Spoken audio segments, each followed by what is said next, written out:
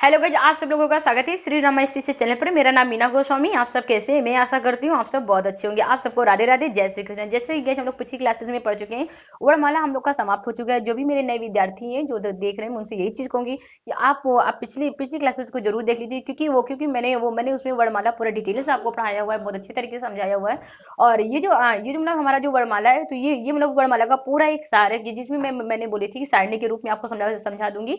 और एग्जाम के समय सिर्फ मत आप लोग अपने इसको रिवीजन करें, अच्छे तरीके से अपना एग्जाम क्वालिफाई करें, क्योंकि वर्णमाला से भी क्वेश्चन 3-4 क्वेश्चन एग्जाम में आते ही आते हैं। ठीक है, ये फैक्ट है पूरा।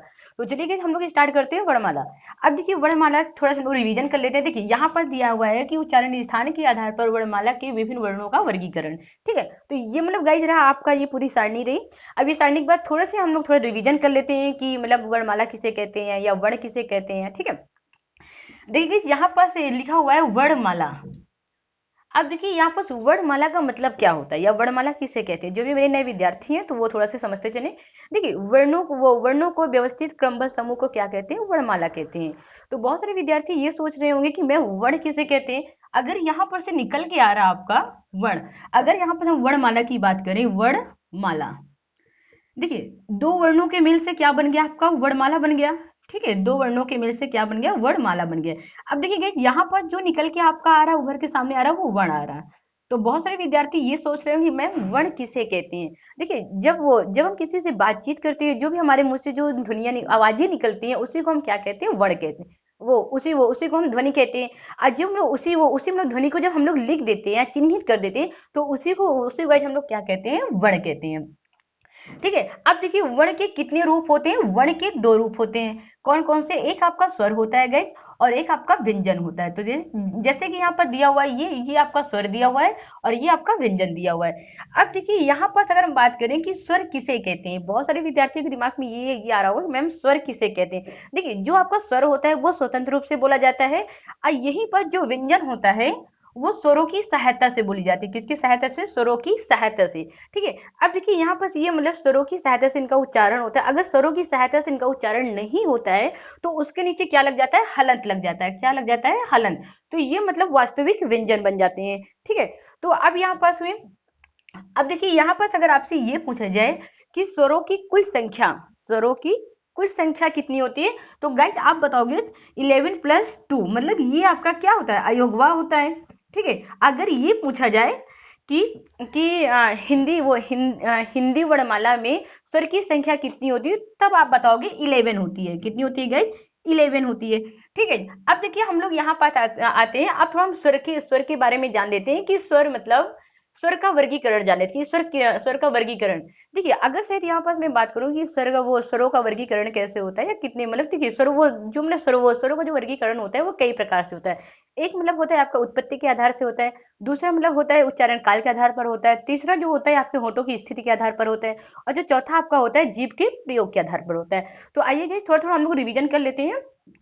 अब देखिए गाइस यहाँ पर जैसे मैंने बोला आपका इसका वर्गीकरण मतलब स्वरों का वर्गीकरण, देखिए उत्पत्ति के आधार पर कितना होता है, ये भी क्वेश्चन बन जाता है कि उत्पत्ति के आधार पर मतलब कितने होते हैं, तो 2 होते हैं। ठीक है, देखिए उत्पत्ति के आधार पर की मैं बात करूं, उत्पत्ति के आधार पर की मैं बात कर रही हूँ। ठीक है, उत्पत्ति के आधार पर में 2 होते हैं। एक आपका होता है मूल मूल स्वर होता है, दूसरा आपका होता है संधि स्वर। ठीक है, ये मतलब कौन सा होता है? संधि स्वर होते हैं। ठीक है, अब देखिए यहाँ पास मूल स्वर कौन कौन से होते हैं। अब देखिए यहाँ पर अगर मैं मूल स्वर की बात करूं, तो ऐसे गाइज आप लोग थोड़ा सा बनाते चलिएगा। देखिए मूल स्वर कौन कौन से होते हैं। अब देखिए यहाँ पास मूल स्वर होते हैं, आपका आ होता है, ई होता है, ई आपका ऊ होता है, मूल स्वर। ठीक है, और ये आपका री होता है। यही पास अगर मैं संधि की बात करूं, संधि स्वर की मैं बात करूं, तो वो संधि मतलब कि संधि स्वर कौन कौन से होते हैं आपके। तो यहाँ पर जो संधि स्वर होते हैं, आपका आ होता है, ई, उ, ठीक है, यहाँ पास ए, ओ, और ये आपके होते हैं औ। तो ये मतलब गाइड हुए मतलब उत्पत्ति के आधार पर अगर पूछा जाए उत्पत्ति के आधार पर कितने होते हैं, तो 2 होते हैं। कौन कौन से होते हैं? एक मतलब आपका होता है मूल स्वर होता है, दूसरा आपका संधि स्वर होता है। अब देखिए गाइस यहाँ पर संधि स्वर के 2 रूप होते हैं। कौन कौन से होते हैं? तो गाइस इसी मतलब कि आप लोग नोट डाउन कर लीजिएगा कि मतलब कि मूल स्वर कौन कौन से होते हैं, जो मतलब कि पहले बोले जाते हैं, जैसे आ, ई, उ, री। ठीक है, अब देखिए ये यहाँ पर संधि स्वर कौन से होते हैं? आपका आ, ई, उ, ए, ओ, औ होते हैं। ठीक है, अब देखिए यहाँ पर अगर हम बात करते हैं, यहाँ पर गौर करने की बात है कि संधि, देखिए संधि स्वर कौन कौन से होते हैं। अगर सर यहाँ पर मैं संधि स्वर की बात करूं, संधि स्वर, संधि स्वर। अब देखिए संधि स्वर के भी दो रूप होते हैं। कौन कौन से होते हैं? एक आपका होता है मूल दीर्घ, ठीक है, मूल दीर्घ होता है। दूसरा आपका होता है यहाँ पास संयुक्त, ठीक है, संयुक्त स्वर होते हैं, ठीक है।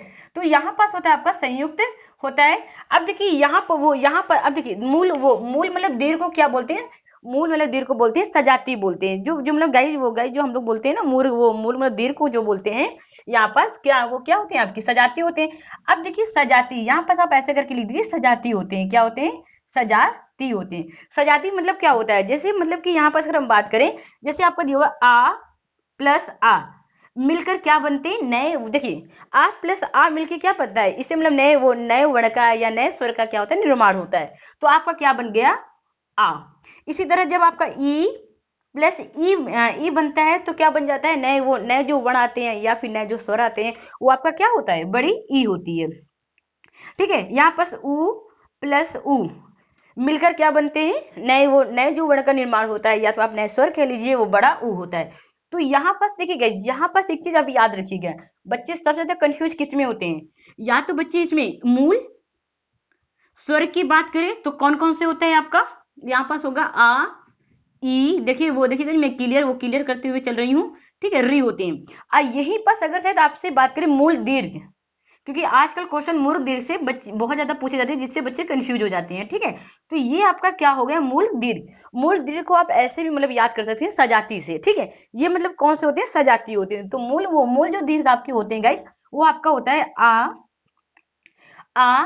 ई और उ होते हैं। अब यही पास गाइज अगर हम बात करें संयुक्त दीर्घ का मतलब क्या होता है? संयुक्त दीर्घ का मतलब होता है गाइज विजाती, ठीक है। संयुक्त दीर्घ का जो मतलब होता है विजाती से होता है। अब देखिए कौन कौन से उसमें होते हैं जो मतलब, अब यहाँ पास अगर हम बात करें गाइज, अब देखिए यहाँ पास अगर शायद हम देखें कि, अब देखिए ये तो मतलब हो गए आपके मूल दीर्घ। तो इसे मतलब कि आप लोग नोट डाउन कर लीजिए कि मूल दीर्घ कौन कौन से होते हैं? आ ई उ होते हैं, ठीक है। अब यहाँ पर हम संयुक्त दीर्घ की बात कर रहे हैं। किसकी बात कर रहे हैं? संयुक्त दीर्घ की बात कर रहे हैं। संयुक्त दीर्घ कौन कौन से होते हैं आपके? यहाँ पास आपके संयुक्त दीर्घ होते हैं ए ओ और औ। ये गाइज हो गए आपके संयुक्त दीर्घ हो गए, ठीक है। संधि स्वर के अंतर्गत दो आते हैं, एक मूल दीर्घ होता है, एक संयुक्त दीर्घ होता है, ठीक है। जिसमें से ए ओ औ ये मतलब आपके क्या हो गए? संयुक्त दीर्घ हो गए। तो ये मतलब उत्पत्ति के आधार पर। अब चलिए हम लोग पढ़ते हैं उच्चारण काल के आधार पर कौन कौन से होते हैं। तो यहाँ पर अगर शायद हम लोग उच्चारण काल के आधार पर पढ़े, ये मतलब स्वरों का वर्गीकरण हम लोग पढ़ रहे हैं, अभी स्वरों का वर्गीकरण पढ़ रहे हैं, ठीक है। अब देखिए उच्चारण काल पर के आधार पर की हम बात कर रहे हैं, तो इससे आप लोग ऐसे ही बनाते चलिएगा, जिससे आप लोगों से एग्जाम के समय सिर्फ आपको सिर्फ मात्र ये दो पढ़ने का होगा, आप अच्छे तरीके से रिवीजन कर सकें, ठीक है। अब देखिए यहाँ पर अगर हम बात करें उच्चारण काल के आधार पर की बात करते हैं। उच्चारण काल पर के आधार की अगर हम बात करें, कौन कौन से होते हैं उच्चारण काल के आधार पर की अगर हम बात करें, ठीक है। अब देखिए यहाँ पर उच्चारण काल के आधार पर की बात करें तो कितने होते हैं? 3 होते हैं। अगर आपके क्वेश्चन में ये पूछा जाए कि उच्चारण काल के आधार पर की मतलब कितने होते हैं, तो 3 होते हैं। कौन कौन से होते हैं? एक आपका होता है जो हम लोग पढ़ते हैं हरस्व, हरस्व के बाद आपका आता है दीर्घ, ठीक है, दीर्घ। उसके बाद आपका आता है प्लुप्त, ठीक है, प्लुप्त आता है, ठीक है। तो यहाँ पर कौन कौन से होते हैं आपके? हरस्व, दीर्घ स्वर, ठीक है, और ये आपका प्लुप्त होता है, ठीक है। हरस्व स्वर, दीर्घ स्वर और प्लुप्त स्वर। अब देखिए यहाँ पर अगर गाइस हम बात करें, हरस्व स्वर को भी हम लोग क्या कहते हैं? लघु स्वर भी कहते हैं, ठीक है। तो इससे आप लोग कंफ्यूज मत होइएगा, ठीक है। अब देखिए हरस्व स्वर कौन कौन से होते हैं? जिसमें कम समय लगता है। अगर हम कोई भी चीज का उच्चारण मतलब हम किसी भी स्वर का उच्चारण करते हैं तो उसमें कम समय लगता है। जैसे हमने बोला आ ई उ री, तो इसमें मतलब क्या हो रहा है? इसमें मतलब कम समय लग रहा है। तो यहाँ पास क्या हो गया? हरस्व स्वर कौन कौन से होते हैं? बस आप लोग अपने दिमाग में ये रखिएगा जिसमें कम समय लगे। जैसे आप बोलते हो आ ई उ री, ठीक है। तो ये मतलब आपका हो गया हरस्व स्वर, आ ई और उ और री। तो ये गाइस, अब यहाँ पर अगर ये भी क्वेश्चन पूछ लिया जाता है कि हरस्व स्वर की संख्या कितनी होती है, तो 4 होती है। कितनी होती है गाइस? 4 होती है। हरस्व स्वर की संख्या कितनी होती है? 4 होती है। अब गाइस हम लोग आते हैं दीर्घ स्वर में। दीर्घ स्वर किसे कहते हैं? जो मतलब लघु स्वर से या हरस्व स्वर से दुगना समय लगे। जैसे आ, ई, उ, ए, ओ, औ। तो इसमें मतलब गाइस दुगना समय लग रहा है, ठीक है। तो इसमें मतलब क्या क्या हो जाएगा आपका दीर्घ स्वर कौन से हो जाएंगे आपकी? आ, ई, उ, ए, ओ, ठीक है, आओ। अब देखिए यहाँ पर अगर क्वेश्चन कर ले कि दीर्घ स्वर की संख्या कितनी होती है, तो 7 होती है। कितनी होती है? 7 होती है, ठीक है। तो यहाँ पर आप लोग ऐसे करके बना लीजिए, लिखते हुए चलिए, जिससे सिर्फ मत आप लोगों का सिर्फ दो पढ़ने का वर्णमाला जिसे आप तैयार कर लोगे, तो एग्जाम के समय आपको पूरा पढ़ने की जरूरत नहीं पड़ेगी, सिर्फ आपको रिवीजन करने की जरूरत पड़ेगी। ह्रस्व स्वर कौन से होते हैं, दीर्घ स्वर कौन से होते हैं, तो इसी तरह आपको पढ़ने मतलब कि ना रटने की जरूरत, सिर्फ आपको रिवीजन करना होगा। तो आप लोग अच्छी तरीके से अपने एग्जाम में लगे रहिए, ठीक है। अब देखिए यहाँ पर प्लुप स्वर की अगर हम बात करें, किसकी बात करें? प्लुप स्वर की। देखिए प्लुप स्वर किसे कहते हैं? मत अपने दिमाग में एक फिगर रखिए कि जब कोई भी व्यक्ति दूर खड़ा होता है, अगर हमें उसे पुकारना होता है या बुलाना होता है, तो जितना ज्यादा समय लगे, मतलब कहने का मतलब ये चीज है कि दीर्घ स्वर से भी अधिक समय लगे। मतलब देखिए इसमें तो बोलने में समय लगता आ, समय तो लग ही रहा, ठीक है, लेकिन दीर्घ स्वर से भी अधिक समय लगे, तो उसे हम क्या कहते हैं? प्लुप्त स्वर कहते हैं। प्लुप्त स्वर का मतलब ये चीज होता है कि जब कोई व्यक्ति दूर खड़ा हो, अगर हमें उसे बुलाना हो, तो उसमें जैसे हम बोले राधा, अगर वही पर राधा, अगर कोई मतलब लड़की पास में खड़ी है राधा, अगर कभी दूर खड़ी है तो कैसे राधा, देखिए रा की टोन कितनी तेज खींच रही है ना, तो इसीलिए वो मतलब कौन से होते हैं? प्लुप्त स्वर होते हैं। अब गाइस हम लोग आते हैं यहाँ पर, ये तो मतलब हो गया आपका कि मतलब ये मतलब हो गया यहाँ पर कि उच्चारण काल के आधार पर हो गया। अब गाइस हम लोग पढ़ते हैं जीव की स्थिति के आधार पर पढ़ते हैं, कि कहने का मतलब ये चीज है कि अगर शायद जीव की स्थिति के आधार पर अगर हम कोई भी चीज उच्चारण करते हैं, तो हमारे जीव का कौन सा भाग छूता है या स्पर्श होता है या प्रयोग में आता है, ठीक है। तो यहाँ पर गाइस हम लोग जीव की स्थिति के आधार पर की बात करते हैं, मतलब जीव के प्रयोग के आधार की बात करते हैं। तो यहाँ पर जो दिया हुआ है जीव के प्रयोग के आधार पर की बात कर रहे हैं, ठीक है। अब देखिए यहाँ पर अब जीव की अब कितनी होती है? अगर इसकी जो संख्या होती है वो 3 होती है। कौन कौन सी होती है? एक आपका होता है गाइस अग्रस्वर होता है, ठीक है, अग्र, मध्य और पच्छ। इससे क्वेश्चन, ये स्वर है गाइस, ठीक है, इसे याद रखिएगा, ये स्वर की बात अभी हम लोग कर रहे हैं, ठीक है। ये आपका स्वर है। अग्रस्वर मतलब कहने का मतलब ये चीज है कि जब हम कोई भी चीज बोलते हैं तो हमारी जीवा की पहला वाला भाग, ये आपकी जीवा बनी हुई है, देखिए यहाँ पास आप समझिए अग्रस्वर को, यहाँ पास आप समझिए अग्रस्वर, ये आपकी जीवा है। जीवा का कौन सा भाग? पहला वाला भाग। जैसे कैसे आप बोलिए ई, ठीक है, ई, री, मतलब आपकी जीवा का कौन से मतलब भाग का सबसे ज्यादा जोर पड़ रहा है? ये अगले वाले भाग का, मतलब पहले वाले भाग का, ठीक है। तो यहाँ पर आप गाइस लिख लीजिए कि अग्रस्वर कौन से होते हैं। जैसे सिर्फ मत गाइस आप लोग रटिए कि नहीं, सिर्फ आप प्रैक्टिकली करिए, मतलब आप देखिए एक बार बोल कर देखिए, तो जिससे आप लोग समझ जाएंगे। देखिए ई, री, मतलब आपके जो जीवा का कौन सा भाग आगे आगे वाले भाग में क्या पड़ रहा है? जोर पड़ रहा है। तो ये कौन कौन से हो गए आपके? ई, ए और री, ठीक है। ये मतलब आपका हो गया अग्रस्वर हो गया। अब अगर गाइस अगर हम बात करें यहाँ पर मध्य स्वर की, बात करें, अब देखिए ये जीवा का कौन सा भाग होगा? मध्य वाला भाग होगा। देखिए अब आप बोलिए आ, देखिए आ, तो जो आपकी जीवा है उसमें कौन सा भाग? मध्य वाले भाग में क्या पड़ रहा? तो आपका क्या हो गया? मध्य स्वर हो गए। तो इसी तरह गाइस आप लोग सिर्फ बना लीजिए कि मतलब मध्य स्वर कौन से होते हैं, अग्र स्वर कौन से होते हैं। अब देखिए पच्छ स्वर की हम बात कर रहे हैं, किसकी बात कर रहे हैं? पच्छ स्वर की। अब देखिए ये कौन सा स्वर होता है? ये जीवा का पिछला वाला भाग होता है। ये जीवा का कौन सा भाग होता है? जीवा मतलब जीभ का पिछला वाला भाग होता है। अब देखिए कौन कौन से होते हैं? आ, उ, ओ, आओ, ठीक है। ये मतलब आपका हो गया पच्छ स्वर कौन कौन से, मतलब कि आपकी जीभ का पिछला वाला भाग, मतलब कि सबसे लास्ट वाला भाग की बात कर रहा है, ठीक है। तो ये मतलब आपका हो गया आ, ठीक है, उ, ओ और आओ हो गया। तो ये मतलब गाइस रहा आपकी जीभ के प्रयोग के आधार पर कि मतलब हमारे जीभ का कौन सा भाग का मतलब कौन सा भाग छूता है कहां पर। तो ये मतलब गाइस रहा आपका अग्रस्वर, जिससे क्वेश्चन बहुत ज्यादा पूछे जाते हैं। मध्य स्वर, इससे भी क्वेश्चन, ठीक है। ये पश्च स्वर। अब गाइस हम लोग आते हैं यहाँ पर होठों की स्थिति के आधार पर, जो क्वेश्चन बहुत ज्यादा पूछे जाते हैं। अब देखिए गाइस यहाँ पास होठों की स्थिति पर की अगर हम बात करें होठों की स्थिति की। अब देखिए होठों की स्थिति, जब हम कहने का मतलब ये चीज है, जैसे हम कोई भी चीज बोलते हैं होठों की स्थिति के आधार पर अगर हम बात करें, तो एक तो आपका होता है अवृत्तिमुखी, दूसरा होता है आपका वृत्तमुखी।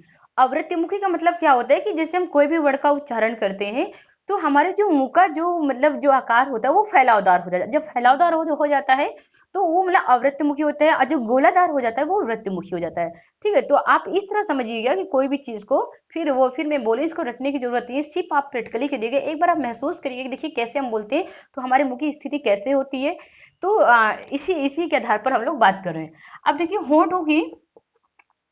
होठों की स्थिति के आधार पर की बात कर रहे हैं। ठीक है, अब देखिए कितने होते हैं, दो होते हैं। कौन कौन से? एक आपका होता है अवृत्त मुखी स्वर होते हैं, दूसरा आपका वृत्तमुखी होता है। कौन सा होता है गाइस? वृत्तमुखी स्वर होते हैं। अब देखिए अवृत्तमुखी कौन सा होता है, अवृत्तमुखी कौन सा होता है, तो चलिए गाइस हम लोग नीचे इसे डिफाइन करते हैं कि करके।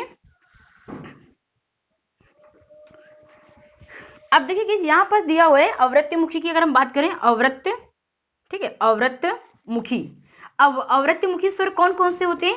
जैसे आप बोलिए आ ई, ठीक है, जैसे आप जैसे मतलब आप बोलिए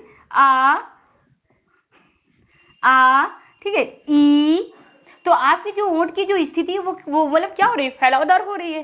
ठीक है, आ ई, जब आप उ बोलते हो तो आपकी होंठ की स्थिति क्या होती है, गोलाकार हो जाती है। उ, फिर री, होंठ की स्थिति क्या हो गई, फैल गई। ठीक है, तो यहां पास क्या हो गई, आप पेटकली करके देखिए, री, ए, ठीक है। अब देखिए अब ओ, औ, ये मतलब किस में आ गया, वृत्तमुखी में आ गए। तो यहाँ पर गाइस आप लिख लीजिए वृत्तमुखी स्वर। अब देखिए कौन कौन से, वृत्तमुखी स्वर कौन कौन से हैं गाइस? देखिए उ, ओ और औ, ये गाइस आपके हो गए वृत्तमुखी हो गए। ठीक है, अब देखिए अवृत्तमुखी कौन कौन से, आ ई, री, ए, और ये आपके वृत्तमुखी होते हैं। तो ये मतलब गाइस रहा आपके स्वरों का वर्गीकरण। अब गाइस हम लोग चलते हैं व्यंजन में चलते हैं।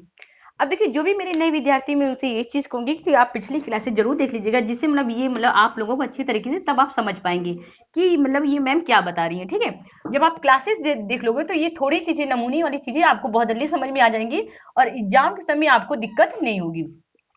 अब गाइस हम लोग आते हैं कि उसमें व्यंजनों का वर्गीकरण की। अब देखिए व्यंजन की बात करते हैं। व्यंजन किसे कहते हैं? व्यंजन जो होते हैं वो स्वरों की सहायता से बोले जाते हैं। अब जब स्वरों की सहायता से बोले जाते हैं गाइस, तो उसमें जो होता है, जब वो स्वरों की सहायता से बोले जाते हैं, जब वो व्यंजन जाते तो हम मांत्रिक रूप में उसका यूज करते हैं। किसमें यूज करते हैं? मांत्रिक रूप में यूज करते हैं। ठीक है, अब अगर यहाँ पर अगर आपसे क्वेश्चन ये किया जाए कि मतलब हिंदी वर्णमाला में व्यंजन की संख्या कितनी होती है, मतलब व्यंजनों की संख्या कितनी होती है? 39 होती है। कौन कौन से होती है? आपकी स्पर्श व्यंजन होता है, अंतस्थ व्यंजन होता है, ऊष्म व्यंजन होता है, ठीक है, संयुक्त व्यंजन होता है, और यहाँ पास गाइस हो जाता है आपका द्विगुण व्यंजन हो जाते हैं। द्विगुण व्यंजन कौन से होते हैं? ये वाले वो द्विगुण व्यंजन हो जाते हैं। ठीक है, अब देखिए गाइस ये चीज तो हो गया। अब अगर शायद बात की जाए यहाँ पास कि परंपरागत रूप से कि व्यंजन की संख्या कितनी होती है, परंपरागत रूप की मैं बात कर रही हूँ। देखिए यहाँ पर परंपरागत रूप से मतलब व्यंजन की संख्या होती है 33 होती है। कौन कौन से? कहां से? का से हा तक। ठीक है, ये आपकी होती है परंपरागत रूप से। ठीक है, तो ये मतलब रहा आपका ये। अब देखिए व्यंजन में थोड़ा एक चीज, अब देखो व्यंजनों का वर्गीकरण की अगर मैं बात करूं यहाँ पर, तो हम लोग क्या पढ़ते थे? सघोष है, ठीक है, एक अल्प प्राण है, एक महाप्राण है। ठीक है, तो इसको मैं अच्छी तरीके से डिटेल से बताई, मैं अपनी क्लासेस में बता चुकी हूँ। अब इसका सिर्फ मैं एक थोड़ा सा नमूना आप लोगों को बता रही हूँ। देखिए अगर से यहाँ पास गए, अगर हम लोग बात करें अघोष, घोष, कहने घोष का मतलब क्या होता है? कंपन होता है। आ का मतलब नहीं, जिस मतलब अगर से हम किसी भी मतलब उच्चारण करते हैं, व्यंजनों का उच्चारण करते हैं, उसमें कंपन नहीं होता, स्वर्ण तंत्र में कंपन नहीं होता है, तो वो गाइस क्या होता है? अघोष होता है। और देखिए सघोष की अगर हम बात करें तो इसमें मतलब क्या होता है कि इसमें मतलब कंपन होता है। ठीक है, इसको हम सघोष को घोष भी बोलते हैं। अब देखिए गाइस इसका मतलब कोड आपको क्या करना है? याद करना है। इसका कोड क्या करना है गाइज, आपको याद करना है। ये कोड है, अगर आप लोग याद कर लोगे तो आप लोगों को दिक्कत नहीं होगी, ठीक है। तो यहाँ पर जो दिया हुआ है इसका कोड 12/345। अब यहाँ पर जो आपका आता है सा। अब आप कहोगे, यहाँ पर बहुत सारे विद्यार्थी सोच रहे होंगे मैम ये उस व्यंजन आप कर देती। देखिए उस व्यंजन हम कर देते हैं, लेकिन जो हा है वो सा घोष में आता है, ठीक है। तो इसलिए आपको याद करना है 12 सा अपान, अब ये यहाँ पास हो गया आपका अंतस्थ है, अंतस्थ है, ठीक है। तो ये गाइज आपका हो गया अघोष साघोष का, ये आपका हो गया कोड हो गया। तो आप इसी तरह बना के आप इसे याद कर लीजिए कि अघोष और सघोष। देखिए अघोष का कोड क्या है 12 सा, सघोष का कोड क्या है 345। अब बहुत सारे विद्यार्थी ये सोच रहे होंगे मैम ये 12 क्या है, तो मैं बता दूं ये प्रथम वर्ड, प्रथम वर्ड कहने का मतलब ये चीज है। देखिए ये आपका क्या है, प्रथम वर्ड है, ये प्रथम वर्ड है, ये द्वितीय वर्ड है, ठीक है। अब ये 345 की अगर मैं बात कर रही हूँ 345 की, ये आपका तृतीय चतुर्थ और पंचम वर्ड, ठीक है। तो ये गाइज आपका क्या हो गया, ये आपका हो गया, ये आपका 12 मतलब प्रथम वर्ड, मतलब का खा, चा छा, टा ठा, ता था, पा फा। तो ये गाइज आपका क्या हो गया, अघोष हो गए, ठीक है। यहाँ पास ये आपका सा हो गया। अब ये 345 की मैं बात कर रही हूँ, तो ये आपका हो गया ये मतलब कि तृतीय वर्ण, चतुर्थ वर्ण, पंचम वर्ण, गा घा। तो ये मतलब यहाँ पास आप ऐसे भी लिख सकते हो, ये आपका क्या हो गया गाइज, अघोष हो गए। ये आपका सघोष हो गया, क्या हो गया सब। इसी तरह ये रो मतलब ये रो आपका क्या हो गया, अघोष हो गया। जैसे आपका फा था, ये सब आपके क्या हो गए, इधर के पार्ट क्या हो गए अघोष, उधर के पार्ट क्या हो गए गा चा। ये जो इधर के रो हैं ये मतलब आपके क्या हो गए, सघोष हो गए। इसी तरह जैसे ये आपके सघोष हो गए, ठीक है, ये आपके सघोष हो गए, ये आपके सघोष हो गए, ये आपके क्या हो गए, सघोष हो गए। अब देखिए ये अंतस्थ कौन कौन से होते हैं, तो अंतस्थ को मैं बता दूं, अंतस्थ जो आपके यहाँ पास दिए देखिए या रा ला वा, ये आपके अंतस्थ हो गए। ये मतलब आप किसमें किसमें आ गए, ये आपके, ये आपके गाइस आ गए इसमें, ये आपके आगे सघोष में आ गए। देखिए ये आपके किसमें आ गए, सघोष में आ गए, ठीक है। अब यहाँ पास ये जो सा दिया हुआ है, ये सा ये भी मतलब किसमें मतलब आ गया, सघोष में आ गया। और ये जो आपका दिया हुआ है ये अघोष में आ गया, ये किसमें आ गया, ये अघोष में आ गया। तो इस तरह में गाइस आप लोग लिख सकते हैं कि ये मतलब क्या हो गया, आपका अघोष हो गया और ये आपका सघोष हो गया। कहने का मतलब ये चीज है कि इसमें मतलब कंपन इसमें कंपन नहीं होता है, इसमें कंपन होता है। अब देखिए हम लोग आते हैं अल्प प्राण में महाप्राण में आते हैं, ठीक है। अब देखिए अल्प प्राण की अगर मैं बात करूं, यहाँ पास ये अल्प प्राण, अल्प यहाँ पास कर दे रहे हैं गाइस। देखिए अल्प प्राण की अगर बात करें हम, अब देखिए ये अल्प प्राण, अल्प प्राण, अल्प प्राण, ठीक है, कोड नहीं बन पाएगा इसे गाइस मैं इरेज कर दे रही हूँ, इसे आप नोट डाउन कर लीजिएगा, ठीक है। अब देखिए यहाँ पास हम लोग आते हैं अल्प प्राण में महाप्राण में आते हैं, ठीक है। अब देखिए ये अल्प प्राण महाप्राण है। अब इसे यहाँ पर दिया हुआ है ये अल्प प्राण और इसका जो कोड होगा महाप्राण, महाप्राण। कहने का मतलब ये चीज है, अल्प मतलब क्या होता है, थोड़ा। अगर कोई भी चीज अगर हम बोलते हैं हवा निकलती है, थोड़ा निकलती है, इसमें क्या होता है अधिक निकलती है, ठीक है। तो यहाँ पर आप याद रखिएगा कि अल्प का मतलब थोड़ा होता है, महा का मतलब, अब प्राण का मतलब सांसें होती है, ठीक है, श्वास होती है। अब देखिए यहाँ इसका जो कोड होगा, इसका कोड क्या बन रहा है। अब अगर इसके कोड की हम बात करें कि 135/24, ठीक है। अब इसके वो यहाँ पर जो अल्प प्राण में जो गाए जाते हैं, यहाँ पर अंतस्थ व्यंजन होता है, ये आपका अंतस्थ, ठीक है, अंतस्थ अंतस्थ होता है, ठीक है। ये आपका होता है ऊष्म होता है। अब देखिए यहाँ पास आप 135 आप समझ गए होंगे, प्रथम वर्ण, तृतीय वर्ण, चतुर्थ वर्ण। अब देखिए यहाँ पर जो दिया हुआ, अगर हम इसकी बात करें कि आपका ये भाग, ये भाग, ये भाग, ये आपका क्या है, अल्प प्राण है। कौन से प्राण है ये गाइज, ये आपके अल्प प्राण है। और जो इधर का जो अंतस्थ है, ये पूरा किस में आता है आपका, आप ऐसे करके लिख सकते हैं, ये आपका आता है अल्प प्राण, अल्प प्राण में आता है, ठीक है गाइज। ये मतलब आपका क्या हो गया, अल्प प्राण में हो गया, ठीक है। ये आपका क्या क्या हो गया, अल्प प्राण हो गया। अब देखिए ये जो आपका पार्ट है, ये वाला पार्ट है, ये आपका अल्प प्राण कहलाएगा। कौन सा प्राण है, ये अल्प प्राण हो जाएगा, ठीक है। देखिए ये फर्स्ट, ये मतलब प्रथम वर्ण, तृतीय वर्ण और ये आपका पंचम वर्ण, इस तरह ये भी आपका क्या है, आपका ये आपका दिया हुआ है प्रथम वर्ण, तृतीय वर्ण और ये चतुर्वर्ण। प्रथम वर्ण, तृतीय वर्ण और चतुर्वर्ण, ठीक है। ये आपका प्रथम वर्ण, तृतीय वर्ण और पंचम वर्ण, ये आपके क्या हो गए, ये आपके हो गए, आपके यहाँ पास आप ऐसे भी लिख सकते हो, ये आपके हो गए अल्प प्राण, अल्प प्राण हो गए, ठीक है। अब देखिए इसी तरह ये भी आपका क्या क्या हो गया, अल्प प्राण हो गया, अल्प प्राण हो गए, ये भी आपके अल्प प्राण हो गए। अब देखिए कि अगर मैं यहाँ पर अगर मैं बात करूँ आपके अल्प प्राण हो गए। अब देखिए महाप्राण, जैसे आप बोलते हो, देखिए आप प्रैक्टिकली भी करके देख लीजिएगा। जैसे बोलते हो क, इसमें कम समय लगा, ग। देखिए आप अल्प प्राण को महाप्राण को रटने की जरूरत नहीं है, फिर मैं बता रही हूँ, रटने की जरूरत एकदम नहीं है। आप समझिएगा, अल्प का मतलब क्या होता है, थोड़ा समय लगता है, थोड़ा होता है। महा का मतलब अधिक होता है, इस ऐसे आप याद करिएगा, ठीक है। अल्प का मतलब थोड़ा, जैसे आप बोलते हो क, ग, अंग, च, छ, ज। अब यहीं पर अगर आप ये महाप्राण में बोलिए खा, घ, अधिक समय लगा, ठीक है, तो ये मतलब आपका महाप्राण हो गया।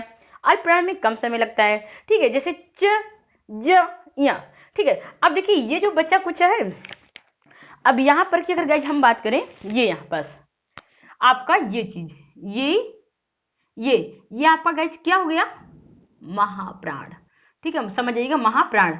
ये आपका क्या हो गया, महाप्राण। ये गाइज आपका क्या हो गया, महाप्राण। ये आपका क्या हो गया, महाप्राण। ये आपका क्या हो गया, महाप्राण।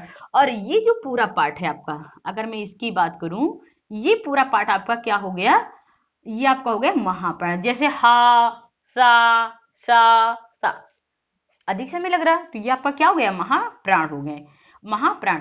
तो आप इसे गाइस रटने की जरूरत नहीं है। तो ये तो मतलब रहा गाइस आपका ये मतलब व्यंजनों का वर्गीकरण। अब एक चीज आप थोड़ा सा लिख लीजिए, आगत स्वर। ये भी क्वेश्चन में बहुत ज्यादा आता है, आगत स्वर कौन कौन, आगत स्वर को हम नुक्ता से भी करते हैं, आगत व्यंजन, आगत व्यंजन कौन कौन से होते हैं आपका आगत व्यंजन, ये जो गाइस लगा हुआ है, ये नुक्ता होता है। इसको सिर्फ हम उर्दू में, जब उर्दू का कोई भी शब्द लिखते हैं तो वहीं पास इसका प्रयोग होता है, ठीक है। आपका खा हो गया, गा हो गया, जा हो गया, और आपका ये हो गया, ठीक है, ये मतलब आपका हो गया नुक्ता वाला, ठीक है। तो यहाँ पास अगर हम बात करें, ये आपका हो गया, ठीक है। अब हम इसके बाद आते हैं कि यहाँ पर जैसे ये आपका हो गया। अब देखिए हम आगत व्यंजन, आगत स्वर, आगत जो स्वर होता है वो कौन सा होता है, आगत स्वर की बात करें, आगत स्वर आ होता है, ये आ।